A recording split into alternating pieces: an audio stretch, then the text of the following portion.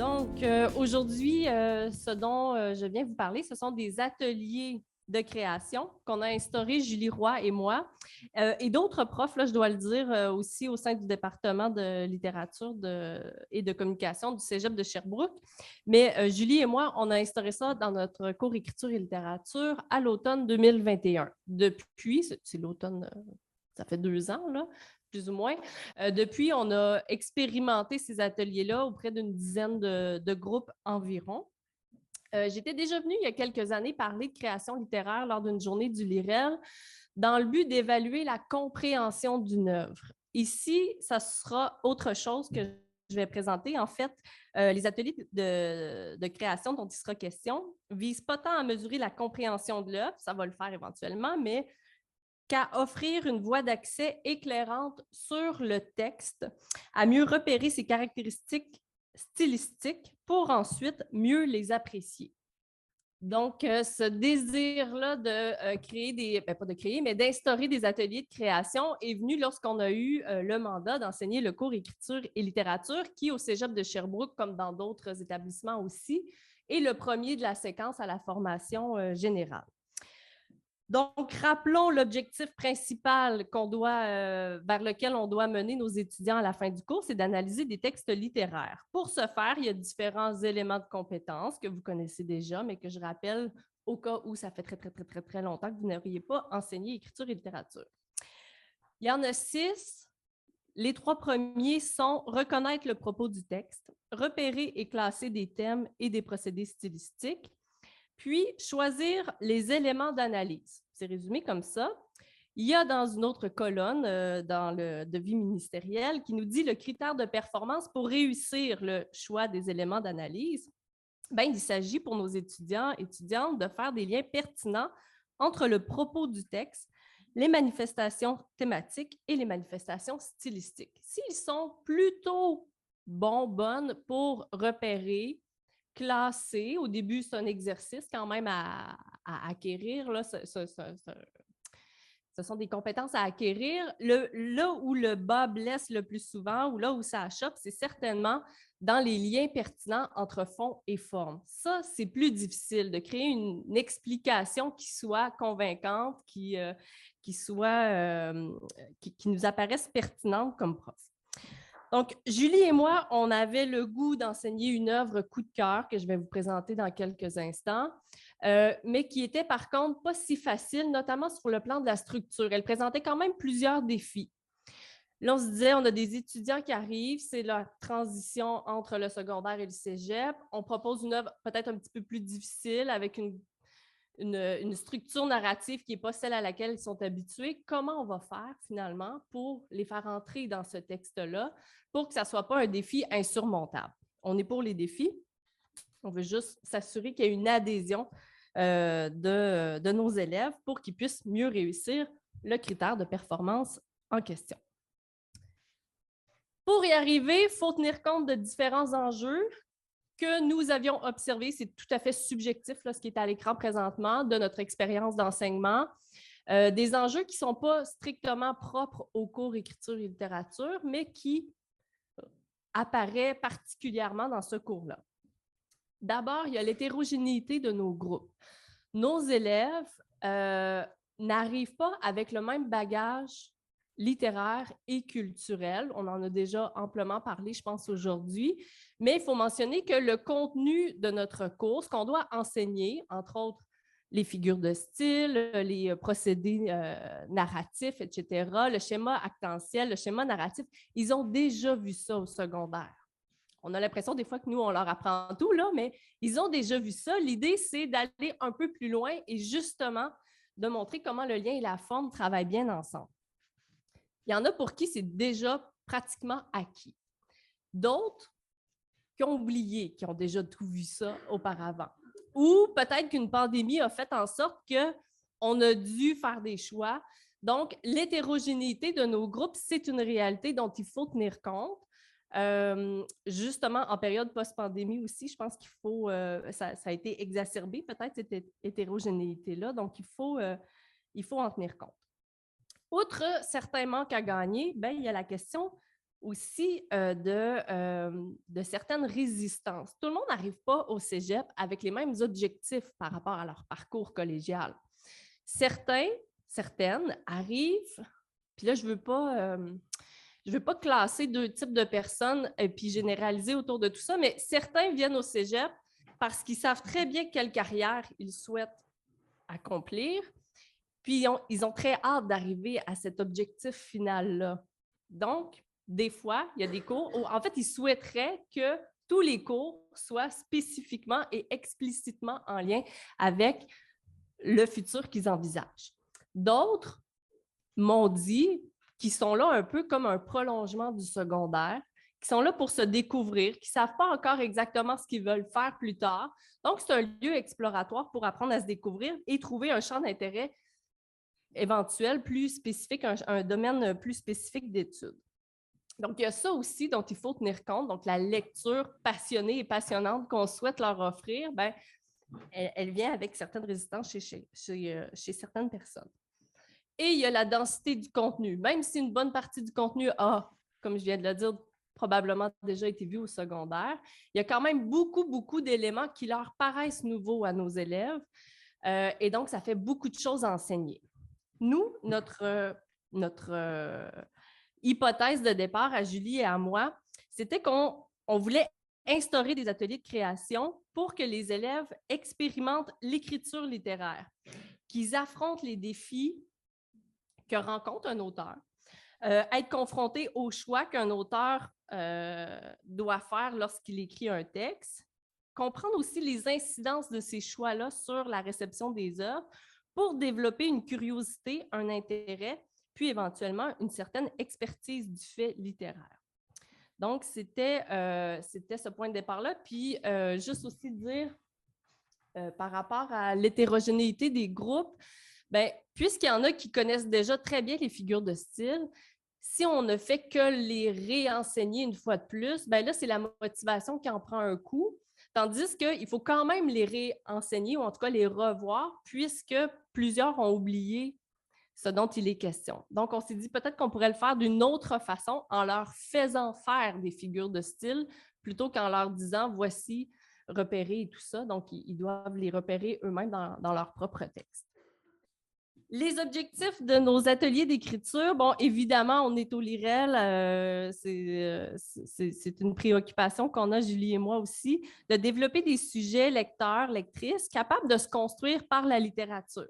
Donc, établir une relation entre l'œuvre et l'étudiante, actualiser l'œuvre dans sa vie d'élève, convoquer diverses postures de lecture, donc on en a parlé ce matin aussi, puis faire évoluer son propre rapport à l'écrit, notamment celui qui est lié à la lecture. Donc, on ne veut pas juste être dans une approche scolaire du texte, on veut aussi que ça soit quelque chose d'humanisant qui fait évoluer sur le plan personnel et critique.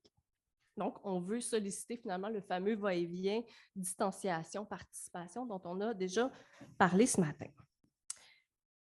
Il s'agit aussi, parfois on faisait faire des ateliers de création après l'analyse ou avant l'analyse, mais là, on voulait vraiment que ça soit préparatoire à l'analyse, mais dans une démarche qui se voulait explicitement engageante pour les étudiants. Donc, c'est eux qui devaient se mettre au travail d'écrire un texte. Un texte fictif, on s'entend, un texte de création qui ne soit pas que l'analyse, bien qu'elle allait venir plus tard. C'est aussi une façon de comprendre l'œuvre autrement en s'appropriant les procédés stylistiques qui la composent. Donc, ce matin, Lily Marion, vous présentiez les observations des élèves qui disaient, ce texte-là, il y a des phrases courtes. Si la caractéristique du texte qu'on est en train de lire, c'est qu'elle est écrite par des phrases courtes, c'est le procédé qu'on va réutiliser, qu'on va réinvestir à notre tour. Donc là, vous comprenez que je n'ai pas inventé quoi que ce soit. Là, on écrit à la manière de, mais cette fois-ci, c'est plus tant pour comprendre l'œuvre ou lui donner du sens que pour mieux saisir les choix esthétiques qu'a fait l'auteur, pour mieux comprendre finalement notre propos, comment il est modulé ou modifié par ces choix-là. On voulait aussi accorder plus d'importance au mot écriture dans le titre, écriture et littérature. On a cherché un petit peu. Peut-être que si vous avez une réponse, là, pourquoi il s'appelle écriture et littérature, mais on trouvait qu'il n'y avait pas tant de place, outre l'écriture, peut-être de l'analyse en question, mais qu'on pouvait valoriser cette particule-là dans le titre du cours. Puis finalement, saisir l'apport d'une œuvre dans la vie des étudiants, des étudiantes, donc son empreinte, ce qu'elle laisse. Voilà pour ça. Donc, notre œuvre coup de cœur, on ne voit pas le titre à l'écran, c'est Donnacona d'Éric Plamondon. Donc, cet après-midi, une de mes collègues viendra parler des choix qu'on a fait, nous, en 101, mais on fait une approche par le genre. Là, je dévoile un peu des punchs, je m'excuse, Catherine. Donc, on voit la nouvelle, le texte bref en 101. Donc, on peut travailler l'œuvre d'Éric Plamondon, la nouvelle Donnacona. Je vous la présente sommairement pour que vous compreniez un peu quels sont les défis justement qui se présentent avec cette œuvre-là. En fait, plutôt d'abord, les raisons pour lesquelles ça nous paraissait intéressant comme nouvelle pour des étudiants du collégial. Dans cette nouvelle, la première du recueil, le narrateur relate des souvenirs d'enfance, d'adolescence de Gab avec ses amis, des souvenirs qui se déroulent tous à Donnacona. On comprendra le titre de la nouvelle de cette manière-ci. Et particulièrement autour de la rivière Jacques-Cartier. Les défis de lecture que ça présente, c'est que c'est un récit non chronologique. Donc, on passe du souvenir d'enfance au moment présent. Le narrateur a une quarantaine d'années, il revient sur les lieux de Donnacona, puis il se remémore son adolescence, son enfance autour de la rivière. Et donc, on gravite entre le passé et le présent sans crier gare, parfois même pas dans un changement de paragraphe ou quoi que ce soit. Donc, ça peut relever du défi. Il y a des sauts dans le temps, oui, mais des ellipses aussi, etc. Donc, il n'y a pas la fluidité première là, à laquelle nos élèves sont habitués. Et il y a deux trames narratives, celle de l'histoire de Gab et l'histoire de Donnacona, tout ce qui s'est déroulé autour de la rivière Donnacona. Donc, des éléments historiques aussi qui sont intégrés. Ça aussi, ça ajoute un défi supplémentaire parce que non seulement on s'écarte du récit de vie du personnage, mais en plus, on est dans l'histoire de la ville. On est plus dans un aspect documentaire, finalement, de l'histoire. On va proposer des ateliers de création, donc à la manière de, mais avant ça, il faut mentionner qu'il y a tout plein d'activités entourant. Il n'y a pas que l'atelier de création là, qui va entourer l'œuvre, mais une des premières choses qu'on fait, c'est de présenter, on a parlé de littérature orale, pas de littérature orale, mais de lecture à voix haute aussi cet avant-midi. Donc, on est allé choisir dans un extrait de Plus on est fou, plus on lit, deux acteurs professionnels qui lisent un extrait de Donnacona. Évidemment, on peut, là, nous, les profs, être professionnels en lecture à voix haute, mais ce qu'on aimait, Julie et moi, de cette lecture-là, c'est que c'est une lecture double. Il y a une voix, celle d'Émilie Bibeau, puis celle de Bruno Marcil. Donc, ça met bien en évidence l'espèce de double propos qui se trouve dans le simple fait de l'entendre lu par deux voix différentes montre les deux récits, les changements de pronoms, le jeu, il y a l'espèce de discours monologue intérieur de Gab, puis il y a l'espèce de narration un peu plus omnisciente qui nous propose sur l'histoire. Donc, ça met un éclairage sur cette double dimension du texte. Il y a aussi des bruits de rivière qui coulent et tout ça. Donc, il y a une dimension, une immersion finalement plus grande dans l'univers fictionnel.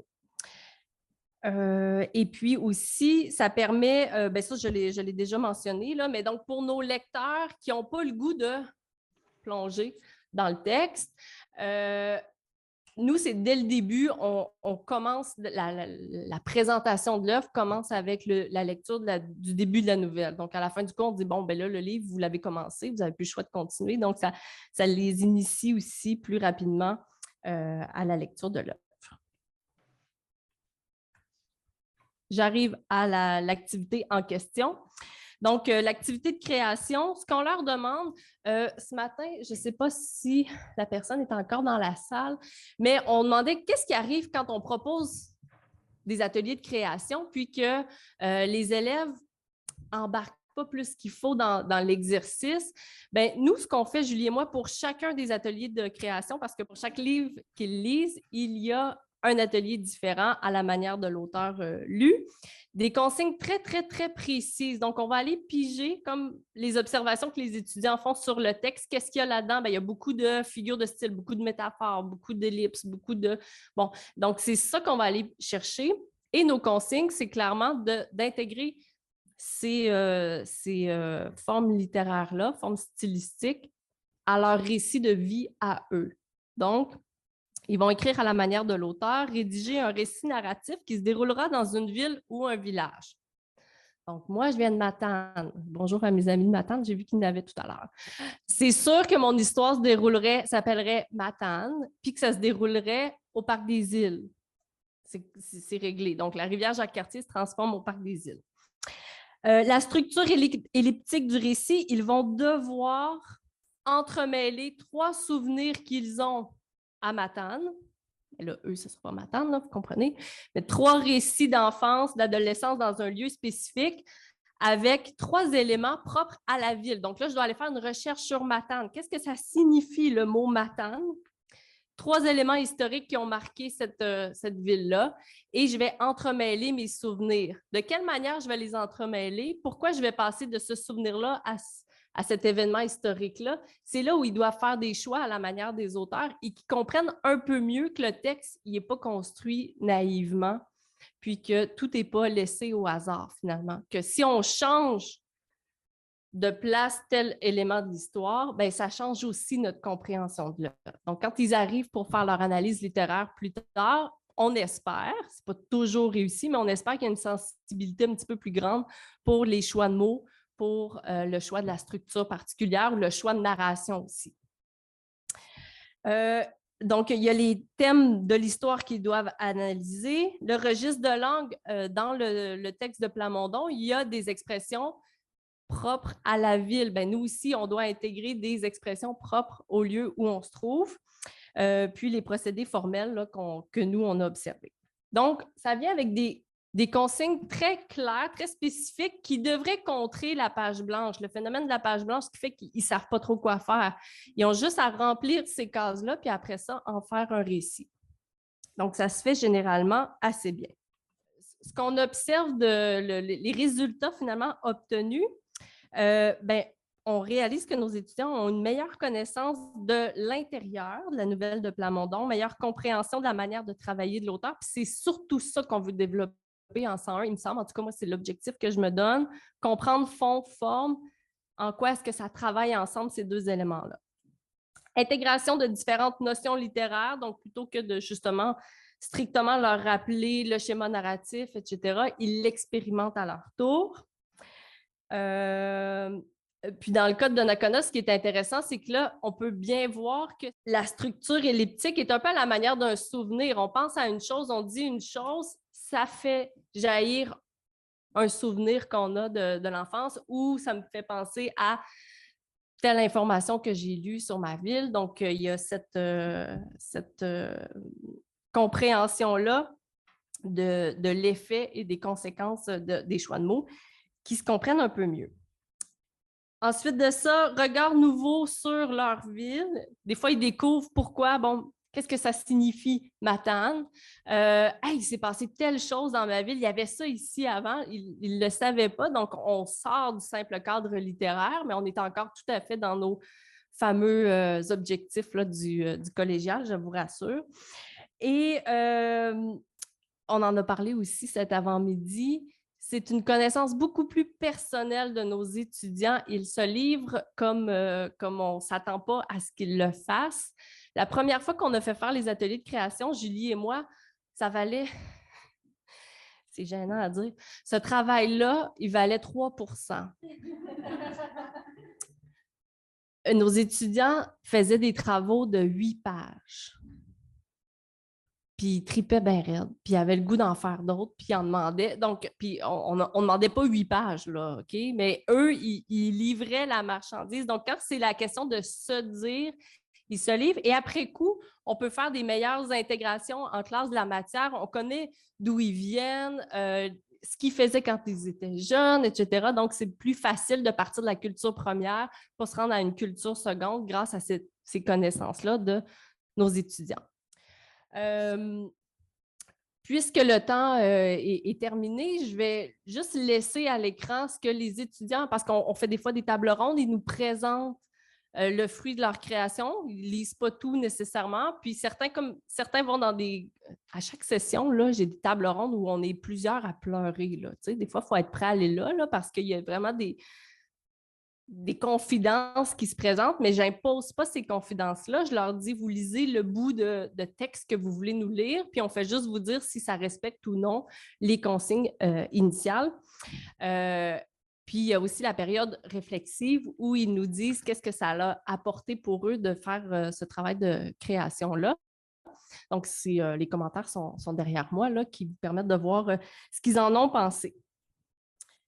Et je n'ai pas inventé la citation, c'est vraiment une citation d'étudiants, d'étudiantes. Je ne me souviens plus si c'était un une ou une elle, un il, en tout cas, Yel a dit « Écrire autrement m'amène à penser autrement ». Je trouvais ça magnifique. Donc, écrire comme l'auteur m'amène à penser d'une manière que je n'avais pas anticipée auparavant. Voilà. Merci.